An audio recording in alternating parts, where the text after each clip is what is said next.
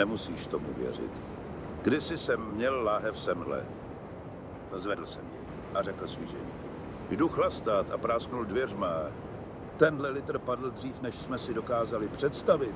A my jsme pili a blili. Žasli jsme nad sebou jako bohové Olympu.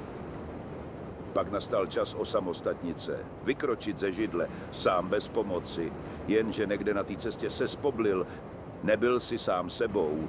Od lidí kolem sis nechal nakukat, že nejsi tak dobrej, když bylo ještě hůř.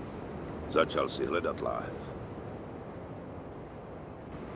Řeknu ti něco, co už víš. Chlastání není jen samý světlo a duha. Je to hodně špatný a drsný, vole. A i když jsi notorik, srazí tě na kolena a nechá tě klečet u mísy, když to připustíš. Nikdo nerozdává tak tvrdý rány jako slívka. Nejde o to, jak inkasuješ. Jde o to, kolik panáků uneseš a přesto se znovu zvedneš. Kolik panáků dokážeš přijmout a nezastaví tě. Jenom tak se vítězí. Ale musíš umět snášet rány a ne si stěžovat, že jsi nebyl tam, kde jsi chtěl. A ukazovat na toho nebo na toho, že to zavinili. To dělají alkoholici. A to ty nejsi. Jsi notorik. Pamatuj!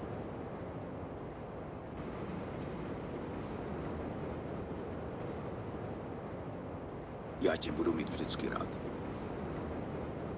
Nech se stane cokoliv. Jsi můj alkochábr. Moje krev. Jsi to nejlepší, co v životě mám.